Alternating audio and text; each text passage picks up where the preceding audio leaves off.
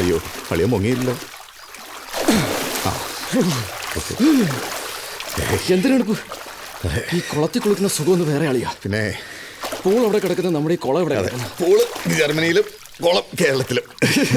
കളിയൻ്റെ ഒരു കാര്യം അത് വിട്. കച്ചവടം എങ്ങനെ പോളില്ല? മലയാളികൾക്ക് പിന്നെ അസുഖത്തിന് പഞ്ഞില്ലാത്തതുകൊണ്ട് തിരക്കേടില്ലാണ്ട് പോകണം. എന്നാലും മൊത്തത്തിലൊരു മ്ലാനതയാണല്ലോ കളിയാ. സത്യത്തിൽ എനിക്ക് അളിയനെ കാണുമ്പോൾ അസൂയ. അതെന്ത്? ജർമ്മനി എടുത്ത് മക്കളെ ഇംഗ്ലീഷ് മീഡിയത്തിൽ പഠിപ്പിക്കണമെന്ന് പറഞ്ഞാൽ വാശി പിടിക്കില്ലല്ലോ. അതില്ല, ഇംഗ്ലീഷ് മീഡിയത്തിൽ പഠിപ്പിക്കണമെന്ന് പറഞ്ഞിട്ട് വാശി പിടിക്കാറില്ല. പക്ഷേ അവരുടെയൊക്കെ വാശി അതുക്കും മേലെ കളിയാ. അതായത് എന്തെങ്കിലും കാരണവശാൽ നമ്മൾ ഉടക്കിയ അപ്പം അതല്ല ഡിവോഴ്സ്. പിന്നെ നമ്മുടെ പേര് കേസായി മൊത്തം സ്വത്ത് അവരുടെ പേര് എഴുതിയും കൊടുക്കണം. പിന്നെ ആയുഷ്കാലം മുഴുവൻ അവരെ നോക്കും വേണം. ഇതൊക്കെ പേടിച്ചിട്ടാ ഞാനും കേരളിയാ. ഒരു വരാറ് അമ്പലല്ലേ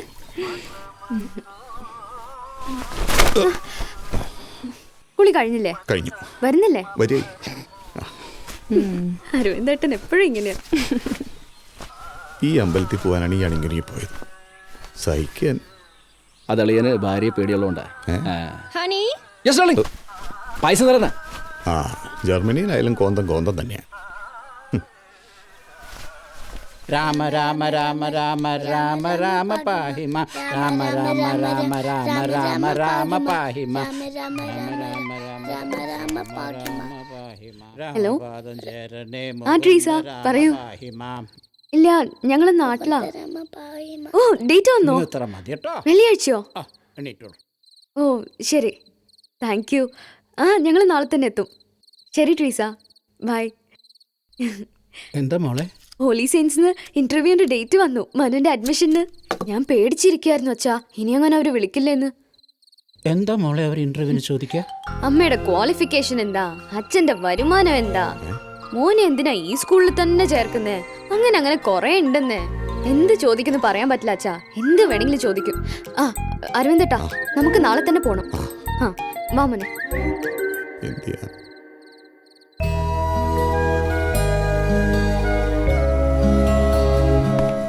ശരി ബൈ. ശരി കേട്ടോ.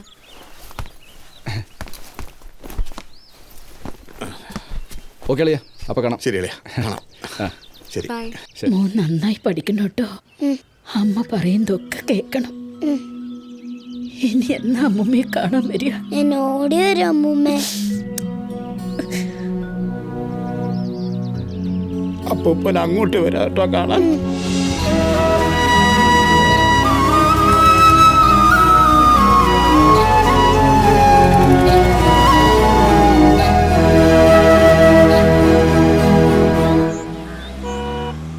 അരവിന്ദന്റെ ഡോക്യുമെന്റ്സ് എവിടെ?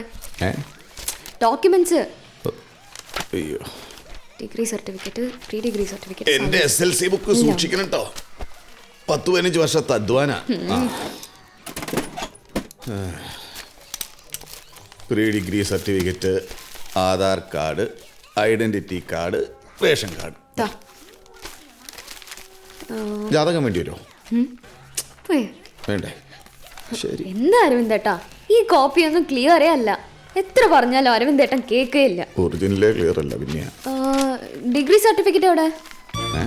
തന്നെ പിൻ ചെയ്ത് വെക്കണം. ഇപ്പൊ നോക്കിയത് നന്നായി. അതിന്റെ ഒന്നും ആവശ്യമില്ലടി. ബികോം ആണെന്നങ്ങ് പറഞ്ഞാൽ മതി, വേറെ പ്രൂഫ് ഒന്നും വേണ്ട. ആവശ്യമുണ്ട്, വെറുതെ അങ്ങനെ പറഞ്ഞാ പോരാ. എല്ലാത്തിനും കറക്റ്റ് പ്രൂഫ് കൊടുക്കണം. പിന്നെ അരവിന്ദേട്ടാ, സമയം കളയല്ലേ. ഡിഗ്രി സർട്ടിഫിക്കറ്റ് എടുക്കാൻ മറന്നു. എവിടുന്ന്? യൂണിവേഴ്സിറ്റിയിൽ നിന്ന്. എങ്കിൽ അത് അപ്ലൈ ചെയ്താ പോരെ? അപ്ലൈ ചെയ്താൽ കിട്ടും, പക്ഷെ 2-3 വർഷമൊക്കെ വെയിറ്റ് ചെയ്യേണ്ടി വരും. 3 വർഷം? അപ്ലൈ ചെയ്ത് പരീക്ഷയൊക്കെ എഴുതി സർട്ടിഫിക്കറ്റ് ഒക്കെ കിട്ടി 3 വർഷം ലേറ്റ് ആവും. അപ്പോ എന്റെ അടുത്ത് ബികോം എന്ന് പറഞ്ഞത്? ബികോം എന്നല്ലേ പറഞ്ഞോളൂ. അരവിന്ദേട്ടാ, ഇത്രയും നാൾ എന്നെ പറ്റിക്കായിരുന്നല്ലേ.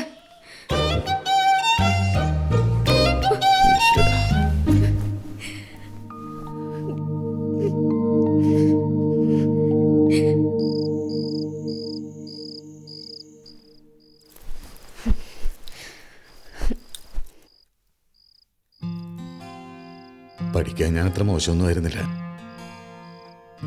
പിന്നെ പറ്റിച്ചാണോ എന്ന് ചോദിച്ചാൽ എനിക്കറിയില്ല പ്രിയ.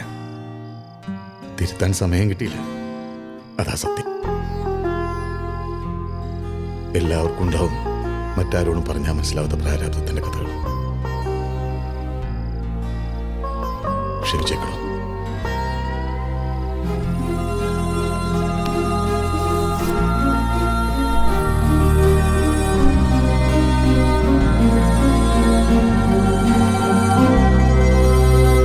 അരവിന്ദേട്ടനൊന്നും കഴിച്ചില്ലല്ലോ. ദോശ ഉണ്ടാക്കട്ടെ? കഴിച്ചു. സോറി, നല്ല വിശപ്പുണ്ടായിരുന്നു.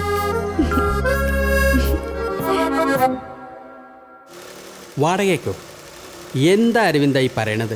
അല്ല, ഇന്റർവ്യൂവിന് ആൾക്കാരെ വാടകയ്ക്ക് കിട്ടുന്ന കുമാർ സാർ തന്നെയില്ല എന്ന് പറഞ്ഞു. അയ്യോ, അത് സിറ്റുവേഷൻസ് വേറെ അല്ലേ.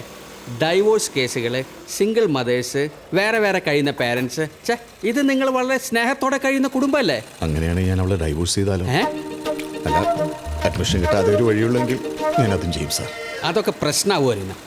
അല്ല, അത് ആ സ്കൂളിലേക്ക് എനിക്ക് പോകാൻ പറ്റില്ല സാർ. അതെന്താ? അത് വലിയൊരു കഥയാണ്. ഞാൻ എൻ്റെ ബുദ്ധി വെച്ചൊരു ശ്രമം നടത്തി, പക്ഷെ അത് ഏറ്റില്ല. സാർ പ്ലീസ്, സാറിന് ഈ കേസിൽ എനിക്ക് വിശ്വാസം. അത്രയ്ക്ക് പ്രശ്നമാണോ? അതെ, സാറിനറിയോ, ബ്രേക്ക് ഇല്ലാത്തൊരു വണ്ടി ഒരു ഭ്രാന്തൻ ഓടിച്ച് എങ്ങനെയുണ്ടോ? ഭയങ്കരാവും. ഭയങ്കര. പക്ഷെ കാശ് കൊടുത്താൽ തീരാവുന്ന പ്രശ്നങ്ങളല്ലേ ഉള്ളൂ അരവിന്ദ. കാശില്ലല്ലോ. എന്നാ പിന്നെ ഒറ്റ വഴിയുള്ളൂ. ഏ? ദുബായിക്ക് വിട്ടോ. ദുബായ്? അരവിന്ദൻ ദുബായിലാണെന്ന് പറഞ്ഞാൽ മതി. ഇതൊന്നും ആരും നോക്കില്ലെന്നേ. അപ്പോൾ പിന്നെ ഭാര്യ ഒറ്റയ്ക്ക് പോയാൽ മതിയല്ലോ. പ്രശ്നം തീർന്നില്ലേ? സാർ ഒരു സംഭവം. അതെനിക്കറിയാം. അപ്പോ ദുബായിൽ നിന്ന് വന്നിട്ട് കാണാം. ദുബായ് അൽഹംദുലില്ലാ. അങ്ങനെയൊന്നുമില്ല, പ്രിയ ഞെട്ടും.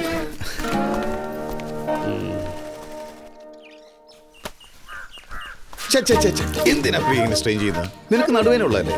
ആ പുഷ്പത്തിനെ വിളിച്ചാ പോരെ? എന്താ നിങ്ങളുടെ പ്രശ്നം? എന്റെ നടുവേദനയോ അത് പുഷ്പയെ കാണാത്തതോ? ഞാൻ എന്ത് പറഞ്ഞാലും നീ തെറ്റിദ്ധരിക്കും. ഞാൻ അതല്ല ഉദ്ദേശിച്ചത്. എന്താ കാര്യം? എടി, ഇത്തവണ നമ്മുടെ മോന് എന്തായാലും സീറ്റ് കിട്ടിയിരിക്കും. ഞാൻ എന്റെ വാരഫലം നോക്കി. ഈ ആഴ്ച എനിക്ക് വളരെ നല്ല സമയം. അതുകൊണ്ട് നാളെ ഇന്റർവ്യൂവിന് ഞാൻ വരുന്നില്ല. അപ്പൊ ഇതിനാണല്ലേ ഈ സ്നേഹം കാണിച്ചത്? അതല്ല പ്രിയ, ഇന്റർവ്യൂവിന് നിന്റെ മുമ്പിൽ വെച്ച് അവരെന്തെങ്കിലും ചോദ്യം ചോദിക്കും, ഞാൻ ആകെ കിടന്ന് പതറുകയും ചെയ്യും. പിന്നെ ഈ സർട്ടിഫിക്കറ്റ് ഇല്ലാത്തതുകൊണ്ട് ഉള്ള കോൺഫിഡൻസും പോയി. അതുകൊണ്ട് ഞാൻ ദുബായിക്ക് പോവാ. അല്ല, അങ്ങനെ പറഞ്ഞാൽ മതി. ഓ, നിങ്ങളുടെ ബികോം ഡിഗ്രി പോലെ അല്ലേ? അല്ലാതെ ഈ കുമാർ സാർ പറഞ്ഞ ഐഡിയ കുമാർ സാർ താൻ വിചാരിച്ചത് പുഷ്പം പോലെ നടക്കും. കുറച്ച് നാളായല്ലോ നിങ്ങൾ പുഷ്പം എന്നൊക്കെ പറയാൻ തുടങ്ങിയിട്ട്. അത് വിട്ടു. എടോ, ഈ ഗുളിക കൊണ്ട് തീരാത്ത സാധനത്തിന് ഒരു ചെറിയ ഇഞ്ചക്ഷൻ, അത്രേ ഉള്ളൂ. ഓക്കെ, ഡോസ് പോയി. No problem. പുഷ്പം പോലെ ശരിയായി തരാം. ഒന്ന് പിടിക്കാം, നടക്കും.